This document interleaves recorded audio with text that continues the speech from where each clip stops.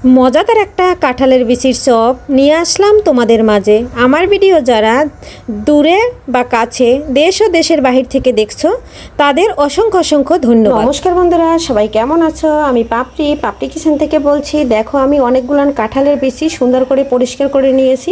সাদা অংশ বেছে, লাল অংশ ডলে ডলে পরিষ্কার করে নিয়েছি। এখন আমি এগুলান সিদ্ধ দেব। আর প্রেশার কুকারে এই সিদ্ধ দিয়ে আমি এখানে চপ করবো আজকে কাঁঠালের বিচি।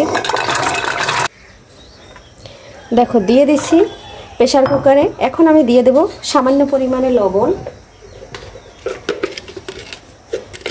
লবণটা দিয়ে আমি ঢাকনা দিয়ে চাপা দিয়ে ঢেকে দেব।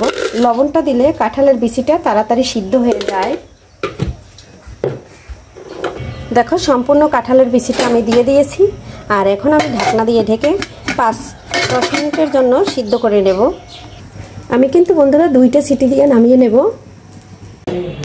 দেখো বন্ধুরা, 10 মিনিট পরে চলে আসলাম। কাঁঠালের বিচিগুলো 2টা সিটি দিয়ে নিয়েছে আর একবারে সম্পূর্ণ সিদ্ধ হয়ে গেছে। আর একটা তোমাদের বন্ধুরা ভেঙে দেখাই, একবারে নরম হয়ে গেছে। দেখো, এখন আমি এটা ঢেলে নেব। দেখো বন্ধুরা, কত সুন্দর নামিয়ে নিয়েছি। এখন আমি যে চপটা করব এটা আমি সবগুলান সুন্দর করে ভেঙে নেব, গুঁড়া করে নেব। দেখো বন্ধুরা, কাঁঠালের বিচিটা সুন্দর করে মেখে নিয়েছি সিদ্ধ করে।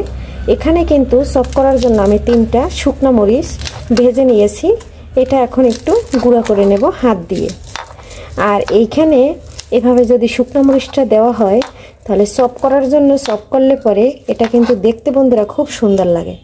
আর এখানে দেখো আমি কিছুটা কাঁচামরিচ নিয়েছি, রসুন কুচি করে নিয়েছি, আর নিয়েছি অনেকটা পেঁয়াজ।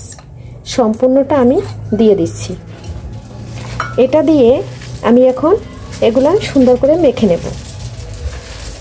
আর এই মাখাটা আমি কিন্তু প্রেশার কুকারে সিদ্ধ করে নিয়েছি, কিন্তু অনেকটা সুন্দর নরম হয়েছে। সিদ্ধ করার সময় কিছুটা লবণ দিয়ে দিয়েছিলাম। এখন আমি পরিমাণ একটু কম লবণ দিয়ে দিচ্ছি। 1 চামচ আমি হলুদ দিয়ে নিচ্ছি। সামান্য একটু গুঁড়া মরিচ দিয়ে দিচ্ছি। এখন দিয়ে দিচ্ছি 1 চামচ জিরার গুঁড়া, ভাজা জিরার গুঁড়া।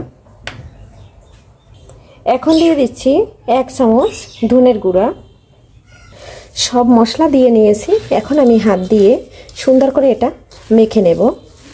আর বন্ধুরা, এখানে কোনো কর্নফ্লাওয়ার, কোনো চালের গুঁড়া বা কোনো বেসন কিছুই ব্যবহার করতে হবে না, যেহেতু কাঁঠালটা আমার আঠালো আঠালো।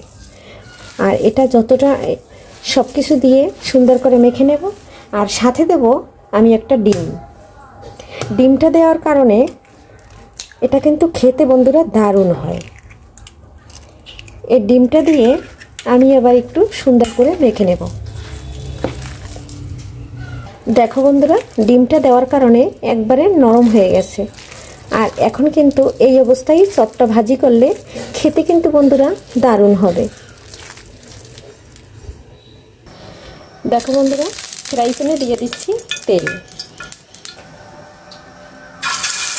দেখো বন্ধুরা, আমি সুন্দর করে একটা শেপ করে দিয়ে দিচ্ছি, যেহেতু ডিমটা দেওয়ার কারণে একটু নরম হয়েছে। আর দেখতে কিন্তু বন্ধুরা দারুণ দেখা যাচ্ছে। এভাবে তোমরা একবার হলেও বাসায় বানাতে পারো, দেখতে পারো যে কেমন লাগে খেতে। দেখো বন্ধুরা, আমার একটা পাশ হয়ে গেছে। এখন আমি একটা পাশ উল্টে দিচ্ছি। আর দেখতে বন্ধুরা কত সুন্দর দেখা যাচ্ছে।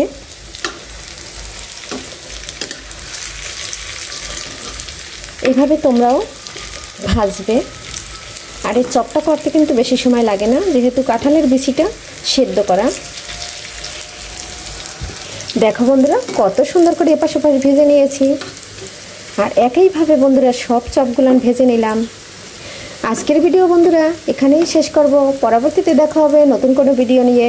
এ পর্যন্ত সবাই ভালো থাকবে, সুস্থ থাকবে, শরীরের দিকে খেয়াল নেবে, বেশি বেশি পানি খাবে।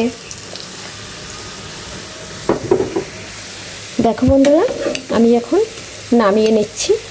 রেডি আমার কাঁঠালের বিচির চপ। দেখো, মেহমান আসলেও এভাবে দিতে পারবা, বিকালের নাস্তায়ও খেতে পারবা।